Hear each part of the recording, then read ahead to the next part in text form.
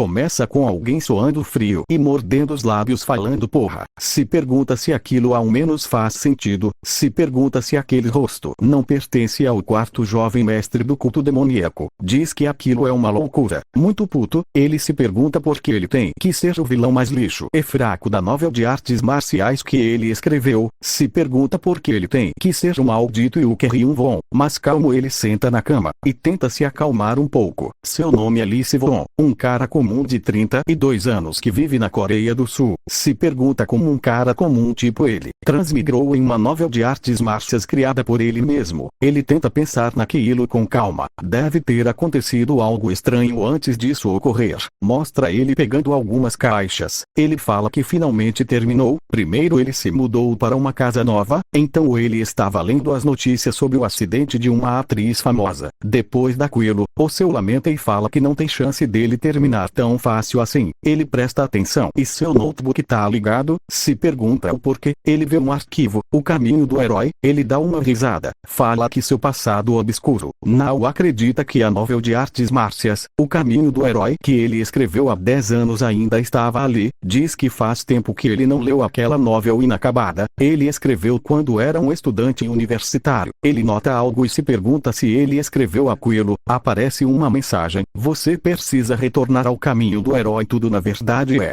Então o notebook começa a brilhar e vem uma luz forte. Ele tá suando frio só de lembrar. Quando ele acordou estava daquele jeito. Pergunta se ainda assim deveria estar grato por ter as memórias daquele corpo. Ele parece desanimado. Diz que de qualquer forma naquele lugar ele é o Kyryun Von, o quarto filho do líder do culto demoníaco, que perdeu a consciência por um mês inteiro, depois que seu cavalo se assustou como uma abelha e caiu para trás. Do nada ele sente uma dor na cabeça. Se pergunta o que era aquilo. Era as memórias do corpo. O cara com mulheres, pisando em mendigos, negligenciando o treinamento e pedindo cachaça, a vida do quarto jovem mestre e tudo que ele fez está entrando em sua cabeça agora. Sua cabeça parece que vai explodir. Chama o Kyryun Von de filho da puta imprestável. Diz que ele é pior do que imaginava. Mas o verdadeiro problema é, mostra ele indo de base. O cara entra em pânico, se pergunta por que ele teve que reencarnar. Ele vai morrer em um único golpe pro protagonista e servir como um degrau para que ele se torne um herói. Ele é só um vilão que vai desaparecer em um instante. Fala que antes que ele seja morto pelo protagonista ele precisa encontrar uma forma de fugir dali e voltar para seu mundo. Ele precisa de um plano. Ele se acalma um pouco. Fala que por sorte o Kyryun Von é o quarto jovem mestre do culto demoníaco. Mesmo que ele seja um idiota em termos modernos, ele possui status de um herdeiro de multinacional ou um príncipe. Ele deve ter muito dinheiro e mão de obra. Ele deve ser capaz de conseguir alguma informação sobre como voltar. Fala que algo como aquilo deve ser muito fácil. Protagonista ou não, ele que não vai morrer, grita que vai sobreviver e voltar para casa. As pessoas no corredor levam um susto imaginando que ele finalmente enlouqueceu. Fala que esse bastardo parece muito desagradável. Além de tudo, ele é o mais fraco dos fracotes. Se pergunta se deve tentar usar artes marciais.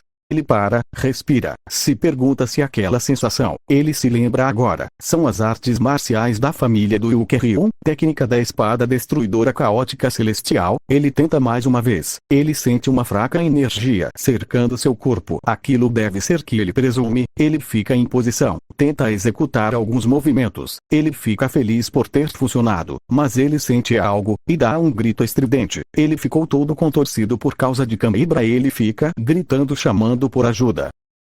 Entra uma moça perguntando se o jovem mestre a chamou. Ela se assusta com a cena do prota espumando pela boca e roxo. Ela dá um grito. Um tempo depois ele recebe um tratamento com agulhas. Fala que quase morreu. Em seus pensamentos fala que aquele corpo não foi treinado adequadamente. Seus músculos ficaram torcidos por usar uma arte marcial de alto nível. Se pergunta como aquele bastardo não pode nem fazer o movimento adequadamente. Técnica da espada destruidora caótica celestial, uma técnica exclusiva da família do Kyryun, a família que mais produziu o maior número de líderes do culto demoníaco. Essa técnica não foi só descontinuada, mas também é incrivelmente difícil de se aprender, além de uma tremenda quantidade de ki interno necessária para sua execução. O usuário precisa ter uma compreensão profunda de cada movimento para usá-la corretamente. O prota fala que o Kyryun sempre negligenciou seu treinamento e escolheu artes que eram fáceis de aprender. Ele nunca fez treinamento de ki interno, nem treinou seriamente os movimentos da técnica. Então é natural que não tem como Liu Kang usar esse tipo de arte marcial. Se pergunta por que ele tem que ter um corpo tão fraco. Ele sai andando, fala que não tem tempo de ficar parado, ele precisa encontrar um jeito rápido. Ele entra em um lugar, sai procurando uns livros, começa a ler alguns. Ele fica feliz que felizmente ele pode ler caracteres chineses. Fala que por agora ele tem que aprender mais sobre o culto demoníaco. As pessoas do culto demoníaco não se denominam por este nome. Eles se chamam de culto divino. Seu nome exato é culto divino do Sol Lunar. Durante a dinastia Yuan, o nome do culto divino do Sol Luar tornou-se famoso entre o povo de Han que estava sofrendo. Eles se estabilizaram nas planícies centrais e construíram suas forças, e ajudou Xuanzang a se libertar das garras da dinastia Yuan. No final Xuanzang derrubou a dinastia Yuan e fundou a dinastia Ming. No entanto, como ele tinha medo do poder do culto divino do Sol Lunar,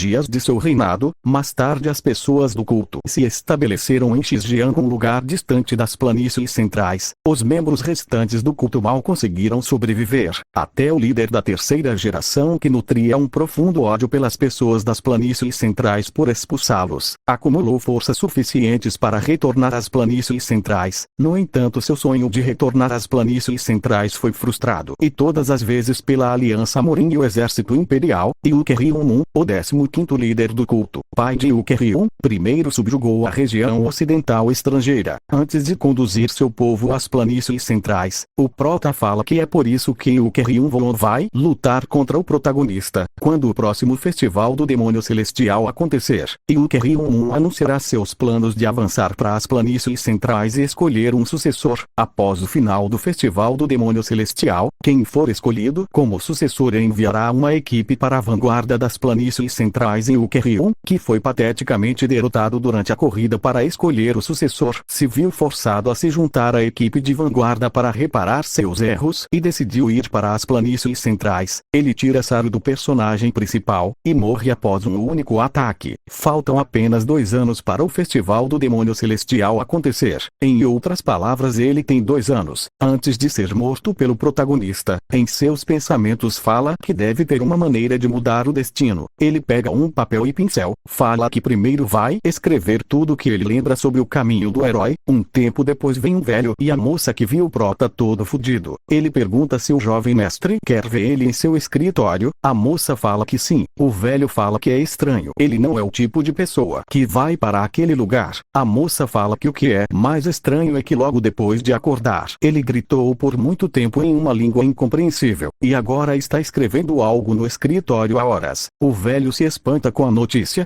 Ele fala para ela voltar e não falar para ninguém o que o prota tá fazendo. Ele chega nos aposentos do prota. Em seus pensamentos ele se pergunta se o prota tá agindo assim porque não se recuperou totalmente. Se pergunta também o que deve fazer se ele começar a agir como um cachorro louco de novo. Ele entra e o prota tá igual um cracudo atrás de pedra. Ele vira todo galã, falando que ele está ali. O nome do velho é Elder Kwan. O velho se pergunta em seus pensamentos se ele ficou louco. Até o jeito que ele fala se tornou mais gentil. Ele se lembra como o prota agia com ele. O prota traz a cadeira, ele se ajusta. Em seus pensamentos o prota se pergunta o quão idiota era o Liu Kang para o velho ficar tão surpreso.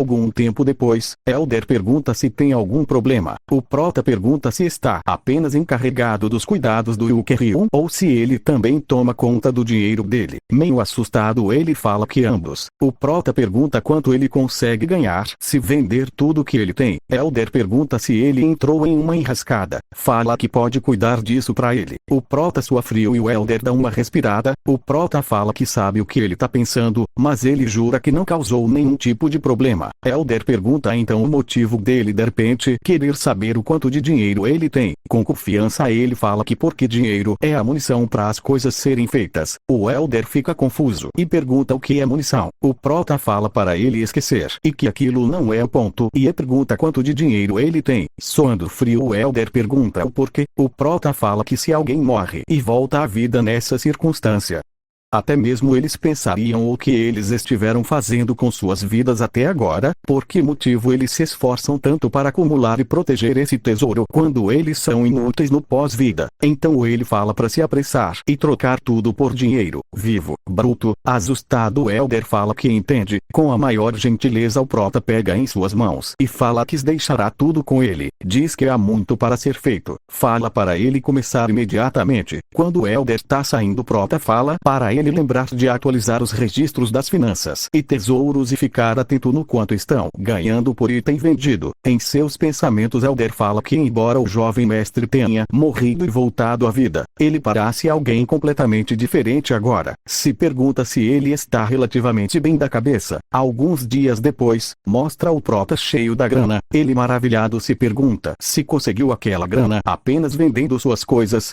Fala que não sabe se aquilo é o suficiente para ele implementar seu plano de sobrevivência, mas ele ainda tem 2 anos para se preparar para o Festival do Demônio Celestial. Fala que para ele sobreviver ele precisa traçar um plano de sobrevivência dentro de 2 anos. Se ele converter a fortuna do Yuker em um won para os dias atuais, ele teria algo como 2 bilhões de wones. Fala que não é ruim, mas ao mesmo tempo também não é muita coisa. Ele pensa um pouco. Tem 2 anos para o Festival do Demônio Celestial. O protagonista só sai da caverna de treinamento após o festival terminar. Então ele tá seguro por agora. No entanto, mostra o protagonista da novel passando pela jornada e treinando na caverna, após receber o app do protagonista e se tornar o mais forte do mundo. Uma história genética de 3ª categoria vai começar. Meio irônico, ele se pergunta quem foi o burro do caralho que escreveu essa história. Fala que tanto faz agora. Ele tem um pouco de grana e tá na hora de partir para a próxima etapa, a Biblioteca do Demônio Celestial, onde todas as artes marciais que o culto divino acumulou todos os anos estão. Ali ele aprenderá as artes marciais que salvarão sua vida. Ele entra, fala que tem menos livros do que ele imaginou. Se é assim, não deve demorar para ele encontrar o que ele precisa. Ele vai vendo vários livros. Ele encontra